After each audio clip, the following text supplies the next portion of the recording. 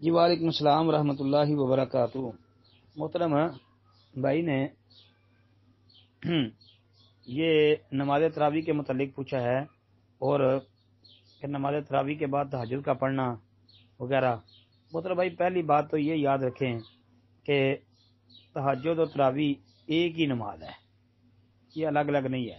نبی علیہ الصلوۃ والسلام نے جو رمضان میں 3 دن بعد جماعت صحابہ کو قیام کروایا ہے، یعنی نماز تراویح پڑھائی ہیں، اس کے بعد اللہ کے رسول علیہ الصلوۃ والسلام نے الگ سے پھر تہجد کی نماز ادا نہیں کی۔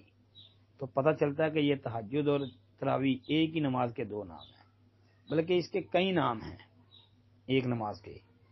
یہ رمضان کا مہینہ آتا ہے تو ہم اس نماز کو تراویح کی نماز کہتے ہیں۔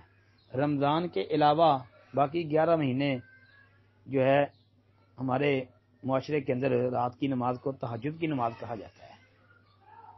تو پتہ چلتا ہے یہ ایک ہی نماز کے نام ہیں۔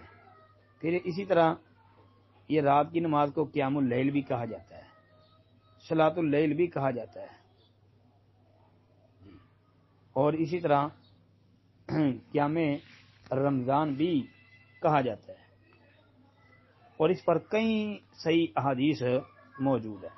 مطلب کہ اللہ کے نبی علیہ الصلوۃ والسلام نے جب صحابہ کا یہ شوق اور ذوق دیکھا تو 3 دن بعد جماعت قیام کروایا، صحابہ بڑے شوق سے آئے۔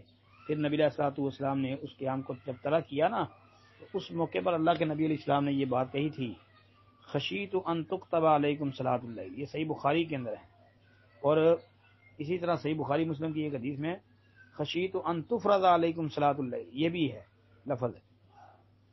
تو ایسے ہی علامہ طحاوی کی شرح معانی الاثار، اس کے اندر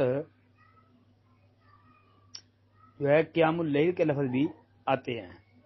پھر وہ صحیح بخاری کی مشہور و معروف حدیث من قام رمضان ایمانا واحتسابا غفر له ما تقدم من ذنبه، یہ بھی حدیث دیکھ لیں۔ پھر اسی طرح لیلۃ القدر کی رات کا جو قیام بندہ کرتا ہے، نماز پڑھتا ہے، تو اس کے متعلق کیا کیا من قام لیلۃ القدر۔ اب نمازیں ساری ایک ہیں، لیکن صرف وہ نام جو ہیں وہ مختلف ہے۔ تو پتہ چلتا ہے کہ ایک ہی نماز کے مختلف نام ہیں۔ نماز تراویح پڑھ لی ہیں تو الگ سے تہجد پڑھنے کی ضرورت نہیں ہے۔ ایک بات۔ السلام علیکم ورحمۃ اللہ۔